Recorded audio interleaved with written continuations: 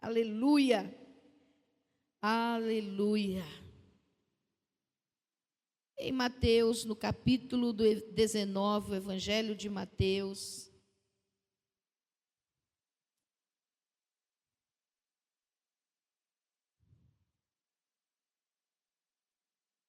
Oh, Deus maravilhoso.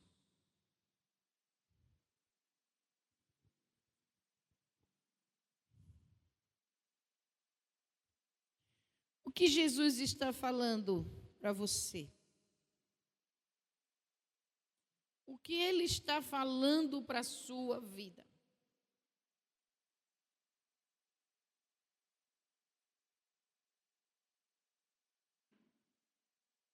Essa palavra profética de hoje,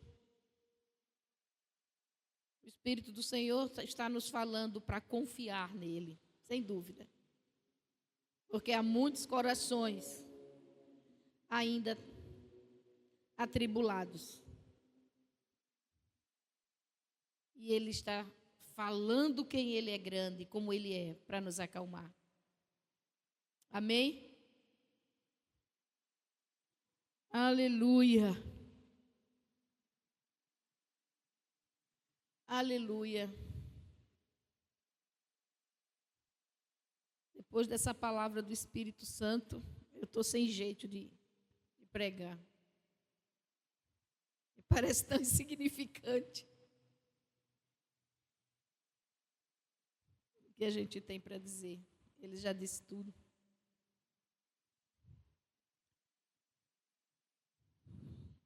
Nós temos meditado esses dias sobre o que Jesus tem nos falado. Como vamos aplicar essas palavras de Jesus à nossa vida? Em Mateus, no capítulo 19, o versículo 21, Jesus disse: se queres ser perfeito, vai, vende os teus bens, dá aos pobres e terás um tesouro no céu. Depois vem e segue-me. Jesus falou essa palavra para um jovem rico. Rico, mas piedoso. Rico, mas de bom coração. Um jovem que era rico, mas que vivia segundo a palavra de Deus. Um jovem que não mentia, não roubava, honrava seus pais, adorava o único Deus verdadeiro, que tinha uma vida assim, buscando ser um bom caráter. Um jovem que estava vivendo corretamente, dignamente diante dos seus pares. E que tinha uma sede. Ele foi até Jesus porque ele queria ter mais conhecimento de como alcançar a vida eterna. Ele era rico de tudo, mas ele tinha um coração buscando a eternidade. Ele poderia estar passeando, namorando, comprando coisas. Não, ele foi atrás de Jesus. Ele que procurou Jesus.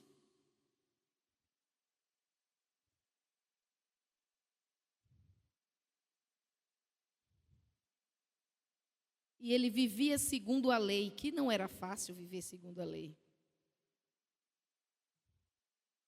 Quando Jesus disse a ele: viva os mandamentos, ele disse: eu vivo.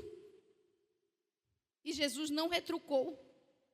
Jesus não disse: você está mentindo. Não, Jesus considerou a piedade que havia no coração daquele jovem, o desejo.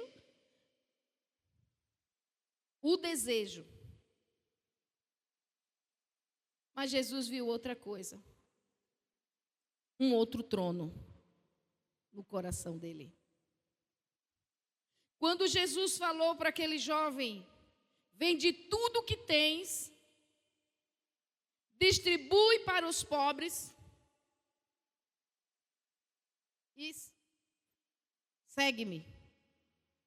Jesus estava escolhendo ele para ser um dos seus discípulos. Venha ficar comigo. O coração daquele jovem era dedicado também às coisas de Deus. Mas havia uma idolatria. E a Bíblia diz que ele baixou a cabeça e foi embora. Não seguiu Jesus. Por quê? Ele amava o dinheiro mais do que a Deus.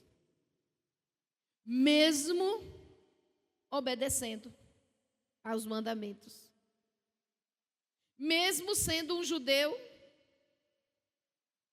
mesmo sendo um religioso aprovado, mesmo sonhando com a vida eterna, sabendo que a vida não era só ter aqui, mas ele tinha uma idolatria.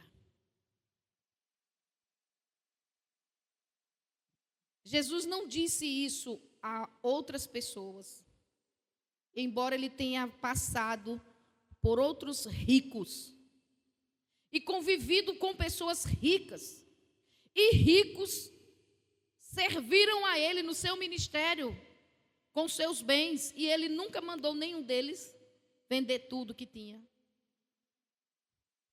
Mas aquele jovem que queria entender a vida eterna, ele não tinha só muito dinheiro, muitos bens. Ele tinha o coração preso, amando os seus bens mais do que a vida eterna. Ele procura Jesus. E talvez qualquer outra penitência que Jesus lhe dissesse, ele faria. Menos essa, porque Jesus foi cirúrgico. Qual era o problema daquele jovem? Amar o dinheiro. Mais do que a Deus. Jesus também tem nos dito isso, irmãos. Você está conseguindo ouvir ele falar? Que nessa busca, nesse desejo de vida eterna que nós temos, não podemos ter outros tronos, não podemos adorar ninguém mais, nada pode ser tão mais importante ou necessário na nossa vida, a ponto de negarmos a Cristo e darmos as costas a Ele, para não perder aquela coisa, pessoa, contexto da nossa vida. O que Jesus está nos dizendo nesse texto é: rompa com a idolatria. A idolatria dos deuses pagãos nós já vencemos. Mas a idolatria dos valores seculares precisamos vencer. Qualquer coisa que nos faça pecar contra o nosso amor a Cristo,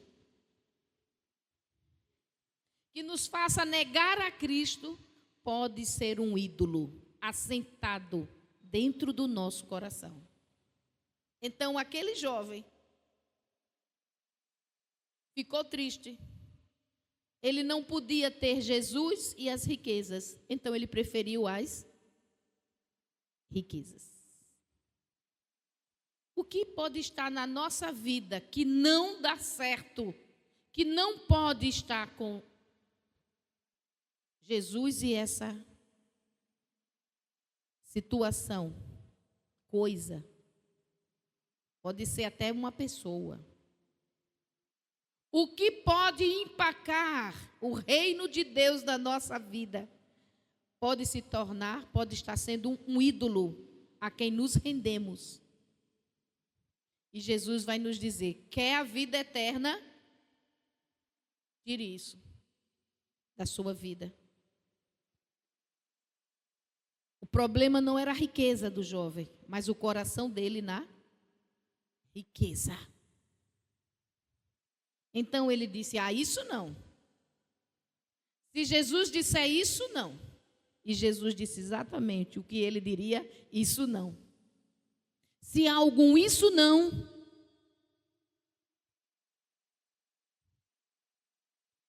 vende tudo o que tens.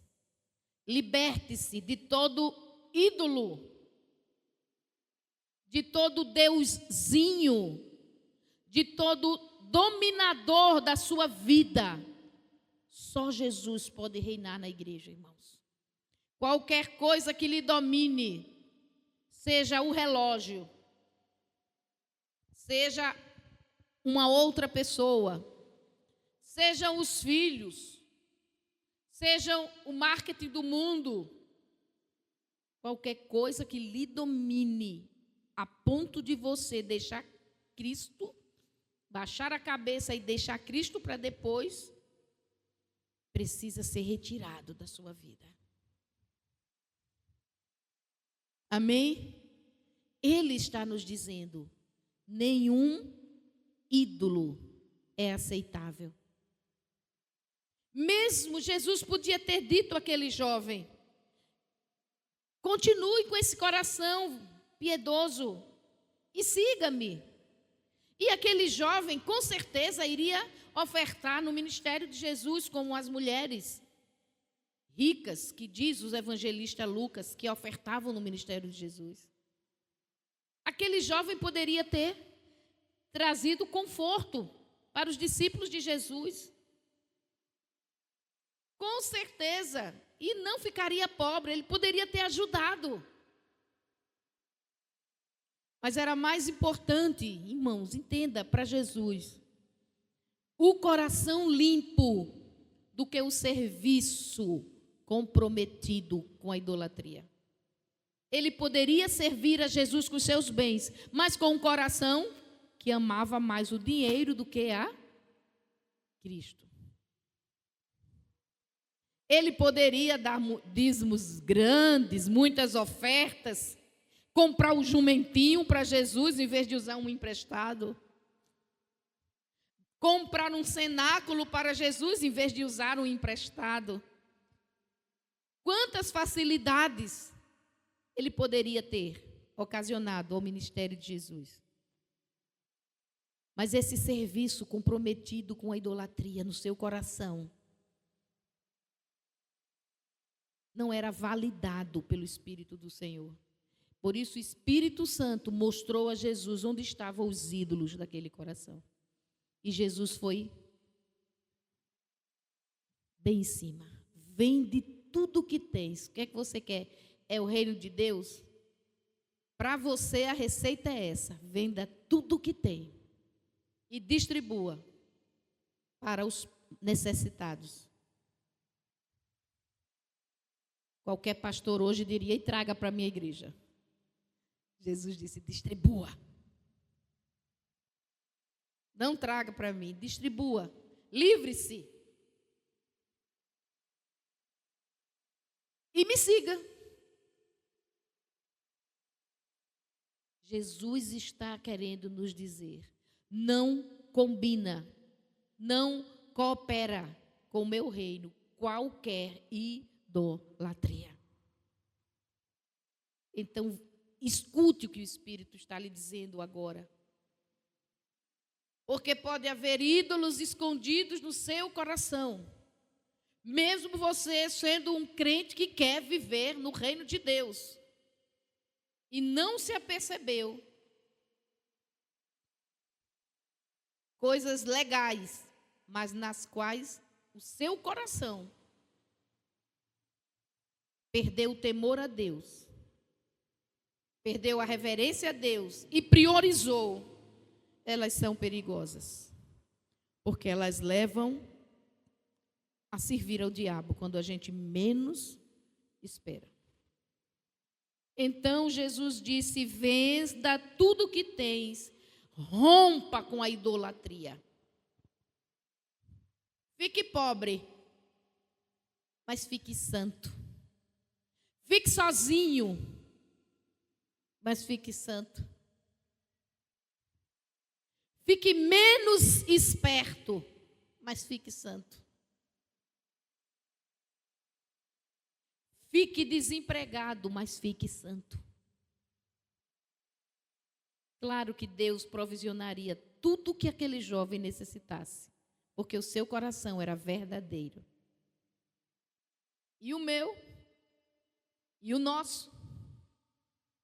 Vamos esquadrinhar o nosso coração e ouvir o que Jesus está dizendo? Amém? Em Lucas, no capítulo 8,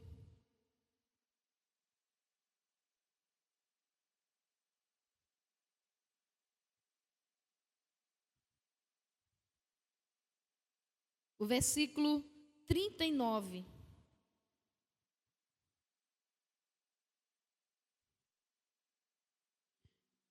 E Jesus o despediu, dizendo: volta para casa e conta aos teus tudo o que Deus fez por ti.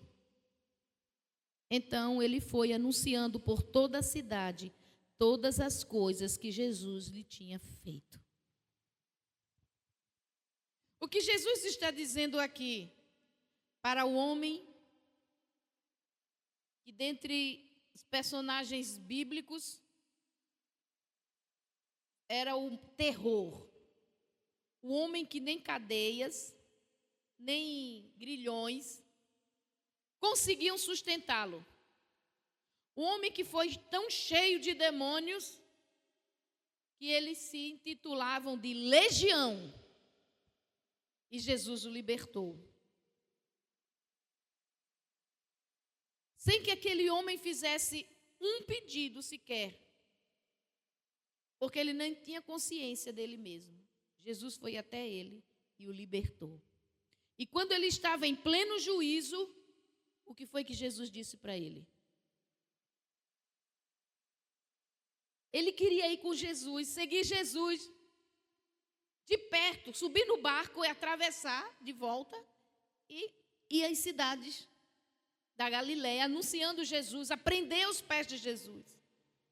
Que alegria, irmãos, um homem que teve por anos a sua mente cativa da loucura. E assim, num minuto, num segundo, ser livre, a mente ficar normal. As pessoas, quando viram, ficaram tudo apavoradas. O homem estava em bom senso. O louco, o endemoniado, estava sentado aos pés de Jesus, vestido, que ele rasgava as roupas, em pleno juízo, e a cidade ficou assombrada de tamanho poder. E ele queria seguir Jesus, ir com Jesus, com seus discípulos.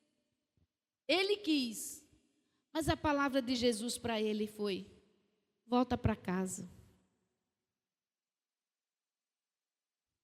Se ele tinha esposa, filhos, pais, irmãos, nós não sabemos qual era o tamanho da família dele, porque a Bíblia não diz há quanto tempo ele estava endemoniado.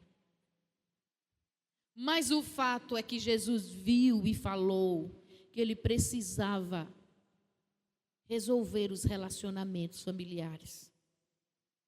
Porque seguir Jesus é não deixar para trás a família. É consertar o que ficou partido na casa, na família.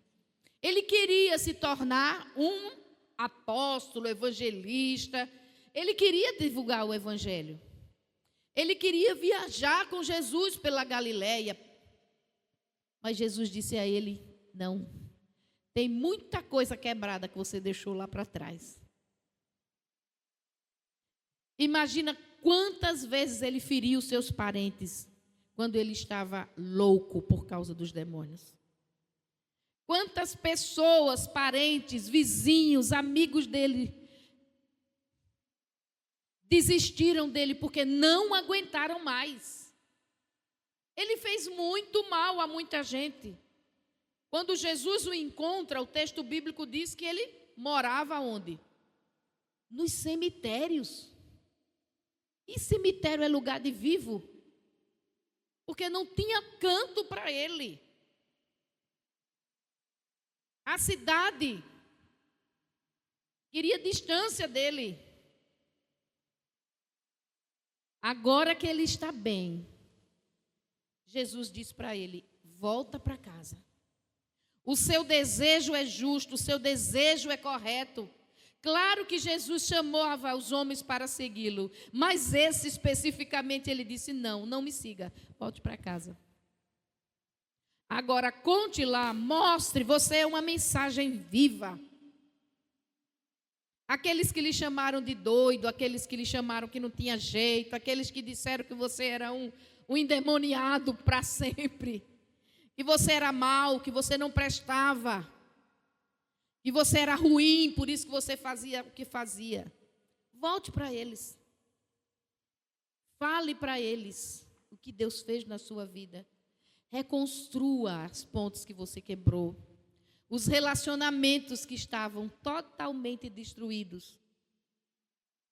Nós não sabemos se eram filhos, esposa, mas havia muita coisa destruída na história dele.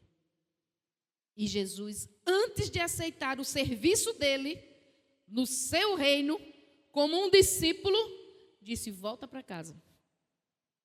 Ele seria um discípulo de Jesus, mas não andando com Jesus, testemunhando na sua família, porque havia muitos relacionamentos destruídos.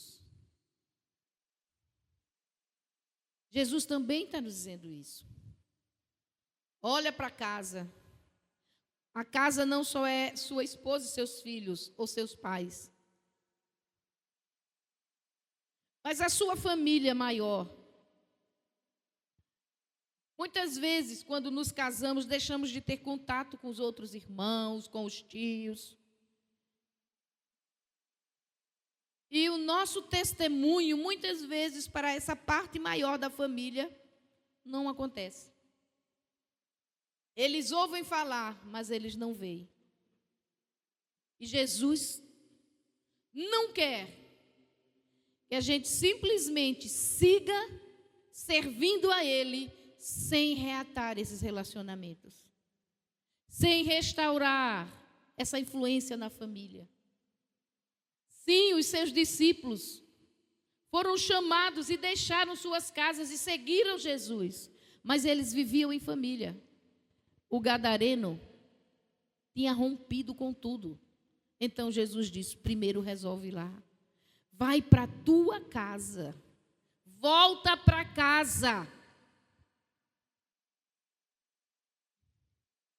O que nos tira da casa, da família, às vezes é o celular. O que nos tira hoje da família, às vezes, é o trabalho. O corre-corre. Porque estar debaixo do mesmo teto não significa estar se relacionando. Se relacionando fala de falar o que Deus tem feito na sua vida. Volta para falar para eles. Jesus está nos dizendo que para sermos do seu reino, nós precisamos atingir com a nossa influência a nossa família, irmãos. Era tão importante que isso acontecesse. Eu acho que foi um balde de água gelada sobre o gadareno. Porque depois de ser liberto como ele foi, qual maior prazer do que seguir Jesus? Você pode imaginar isso? Aquela pessoa que lhe libertou está ali. Todo o amor de Deus manifestado em Cristo e poder. Tudo que o gadareno queria agora. Eu digo gadareno porque a gente não sabe o nome dele. Ele era da cidade de Gadara. E ele queria Jesus, queria ir com Jesus. Ele estava disposto a tudo. Deixa eu ir com o Senhor. E Jesus diz: não.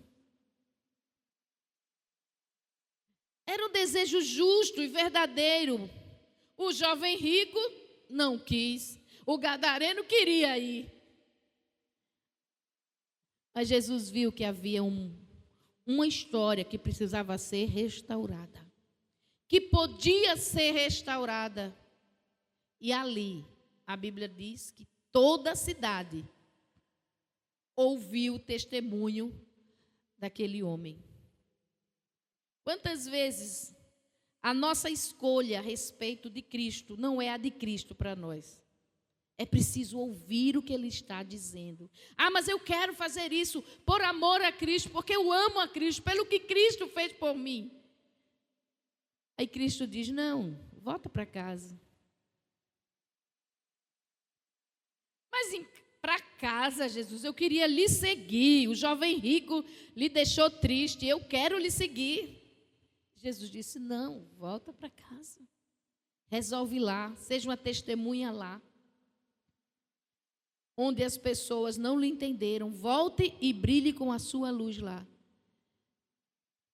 E ele fez exatamente o que Jesus mandou. Aleluia. Porque a nossa recompensa no reino de Deus não é pelo que a gente faz, mas pela nossa obediência. Se ele teimasse, pegasse um barquinho e fosse atrás de Jesus. Mas eu quero Jesus. Eu amo Jesus que me libertou. Eu quero ouvir os seus pés. Eu quero orar com Ele. Eu quero comer na mesa com Ele. Lindo. Eu vou deixar tudo e seguir Jesus. Ele não tinha mais nada mesmo. Mas Jesus disse, volta para casa. Que balde de água fria. Mas ele obedeceu. E daí vem a recompensa no reino de Deus. Ficar em Gadara, porque essa era a palavra de Cristo para ele, era mais importante do que sair com Jesus evangelizando, pregando o reino por todas as partes. É preciso ouvir o que Jesus está nos dizendo e não pensar que o que ele disse ao outro é o que ele está me dizendo, o que ele quer para mim. Eu preciso entender como ele está falando comigo. Em João 4,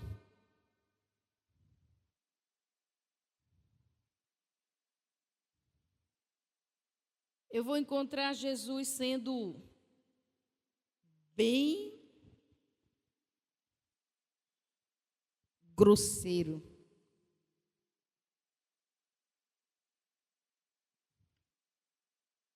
Porque confrontar pecado não é delicado. Capítulo 4, versículo 19, Jesus diz, disse Jesus à mulher,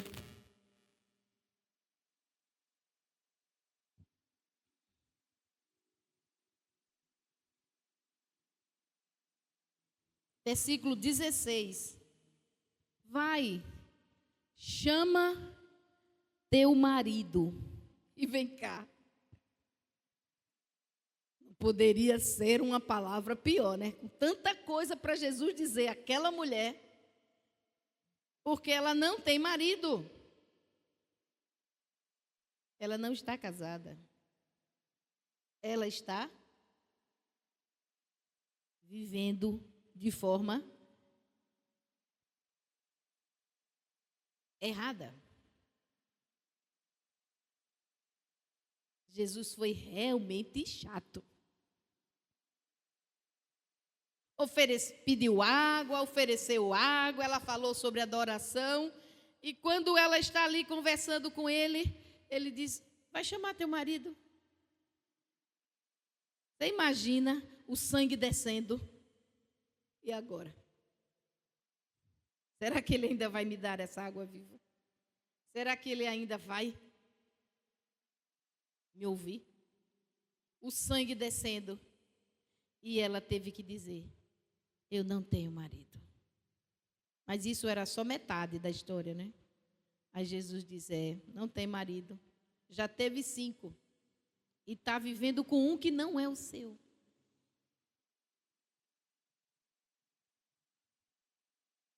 E quando Jesus bota o dedo no nosso pecado, aquele que a gente guarda, esconde, acha que ninguém está vendo, ou que ninguém está ligando para ele, mas Jesus está. Ele não disse aquilo para condená-la, como ele nunca condenou os arrependidos, os que tinham o coração quebrantado. Mas ele foi mostrar a ela que Deus a conhecia e ainda assim se sentou na beira do poço para ter uma comunhão com ela, para trazê-la para si, para restaurá-la. Só que essa situação tinha que ser confrontada, ela tinha que entender que porque as coisas estavam dando certo, melhorando de vida, a vida dela não estava bem. Ela tinha que encontrar um caminho. E como seu coração, ela podia ter se revoltado contra ele, ela podia ter dito umas 2 palavras assim na lata com ele. Você é besta? Quem está lhe dando espaço para se meter na minha vida? Porque até aí a conversa dos dois não tinha nada a ver com vida pessoal. Ele pediu água, ela já achou estranho. E ele ofereceu água viva. Ele estavam conversando uma conversa espiritual. Mas quando ele mandou ela ir buscar o marido, ele sabia onde queria chegar. Ela precisava, para ter tudo que Deus tinha para a vida dela. Você sabe que aquele encontro não foi por acaso. Que Deus, sabendo quem ela era, fez todas as coisas cooperarem para que aquele momento acontecesse. Não foi assim talvez. Deus regeu aquela história. Jesus chega naquele poço, ao meio-dia, um sol escaldante, e ele se senta porque está cansado, e manda os seus discípulos, 12, ir comprar comida, e ele ficou sozinho para esperar a samaritana. Certamente ela não viria até o poço se tivesse 12 homens lá. Naquela cultura ela nem chegaria perto. Ela foi ao poço porque só tinha um homem. Aí ela ainda foi, mas se tivesse os 12 discípulos lá, ela não iria. Quando ela visse de longe, voltava. Jesus ficou sozinho ali, esperando ela, para mostrar a ela que a vida dela tinha restauração. Mesmo ela escondendo-se e escondendo o que lá dentro ela sentia. Uma alma ferida, promíscua, pecadora, mas ferida. Os irmãos já devem ter ouvido que não era comum ir buscar água ao meio-dia, porque o sol está muito quente. E ela vai porque ela espera não encontrar ninguém. Imagina as caras e bocas que faziam quando ela passava. Porque ela ou se divorciou 5 vezes ou ficou viúva 5 vezes. E as 2 coisas é estranho. Que mulher é essa, né? Que todo marido morre ou todo marido deixa ela. Jesus disse, você já teve 5 maridos. E agora ela nem quis casar, talvez até com medo de ser amaldiçoada e perder de novo outro marido. Então, ela tinha um estigma. Mas por causa desse estigma, ela estava pecando. Agora ela estava com um homem que não era o marido dela. Mas os 5 primeiros, Jesus disse que foram legítimos, 5 maridos. Mas a cada 5 anos ela tinha um marido novo? Como é isso? Que vida ela levava que os maridos morriam ou se divorciavam dela? Mas ela agora não estava vivendo de um modo correto. E Jesus põe o dedinho na necessidade dela, que é de arrependimento e de conversão. Jesus também faz isso conosco, irmãos. Às vezes usando um pregador, às vezes usando um sonho, às vezes usando uma música. E Ele vai nos dizer aquilo que ninguém diz porque não sabe ou não vê. Ou quem vê não tem coragem de dizer. Mas é porque Ele quer a nossa transformação. Isso que você tem não é seu, não é para estar na sua vida. Você teve 5 maridos, o que tem agora não é seu. Ou seja, saia dessa parte, saia dessa situação. Jesus não ofereceu água da vida antes de falar isso, irmãos. Não foi assim, saia dessa situação e eu vou lhe dar água da vida. Não, ele já tinha oferecido água da vida. Ele já estava no caminho da restauração para a vida dela. Mas era preciso tocar naquela ferida. E trazer esperança a essa mulher. A tal ponto. E o texto vai dizer que os homens da cidade, todos vieram ouvir Jesus. A cidade se rendeu a ouvir Jesus por causa do que ela saiu falando. Porque Jesus restaurou o seu homem interior. Então ela rompeu com a vergonha, com o pecado. E pôde se tornar essa testemunha. Uma mulher fez um reboliço numa cidade inteira. Porque ouviu o que Jesus lhe disse. E lá no seu coração, que é onde as mudanças acontecem, para aparecerem depois, ela entendeu a vontade de Deus. Vá, traga o seu marido.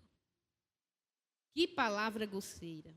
Porque ninguém gosta de ser apontado no seu pecado, no seu erro, na coisa que está fazendo errada.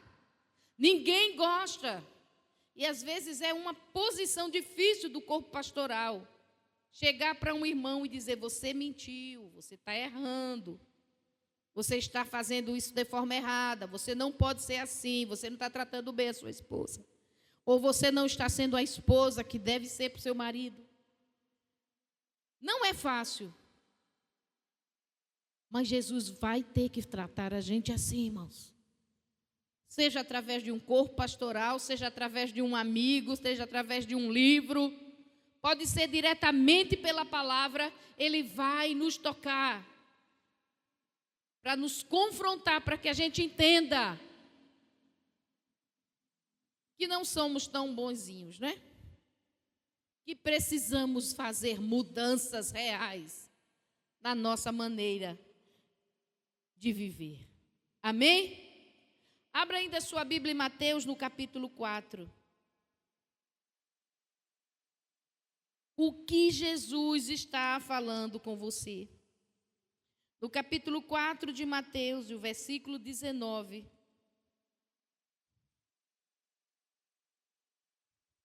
Jesus disse a um grupo de pescadores: vinde após mim, e eu vos farei pescadores de homens. Jesus chamou aqueles homens para uma missão, para ter uma nova prioridade na vida deles. Eles eram homens do mar, que passavam noites inteiras jogando rede, buscando peixes, vendendo peixes e voltando para pescar mais peixes. Eles eram pescadores. Pescadores comprometidos com o reino de Deus, mas pescadores de peixes. E Jesus vai chamá-los para se tornarem pescadores comprometidos com o reino de Deus, pescando homens. Uma mudança profunda na vida daqueles homens iria começar. Eles deixaram as suas redes e seguiram a Jesus. Porque não dava para ser pescador de homens dentro do mar da Galileia. Precisava ser pelas ruas da Galileia. Uma nova prioridade, uma missão, uma vocação. O que Jesus está falando com você? Quando você está diante de um mundo perdido, nas trevas, no pecado. E quando a nossa vida prioriza somente o nosso sustento, Jesus quer nos fazer mais do que trabalhadores, vendedores, agricultores, serralheiros, pintores, eletricistas, fretistas, empresários. Jesus quer nos fazer mais do que aquilo que nós chamamos de o que somos. Porque no nosso século, muitas vezes, principalmente os homens, mas também as mulheres hoje, se identificam com a profissão. Você é o quê? Professora. Você é o quê? Vendedor. Você é o quê? Você se identifica com a sua profissão. Porque você passa mais horas do dia trabalhando num ambiente ou num local ou com alguma coisa. Isso toma mais da sua vida do que qualquer outra coisa. Às vezes até mais tempo no trabalho do que com a própria família. Às vezes não, sempre, né? Mas Ele está nos dizendo que há um reino que precisa ser priorizado. Como você vai organizar isso na sua vida ao seguir Jesus, para que você seja ainda um pescador, mas um pescador de homens. Ainda um empresário, mas do reino de Deus. Ainda um professor, mas da palavra de Deus também. Como você vai levar na sua vida, no seu dia a dia, o anúncio do reino de Cristo? Porque isso não é um plus na nossa vida, não. Isso tem que ser a nossa vida. Esse comprometimento com o anúncio do reino e naquilo que nós somos profissionalmente ou estamos nos tornando enquanto estudantes, precisamos ser, mas trazendo o anúncio do reino de Deus. Jesus estava dizendo a Pedro, Tiago e André: vocês não vão só trabalhar para comer, vocês vão trabalhar para que o reino de Deus seja conhecido.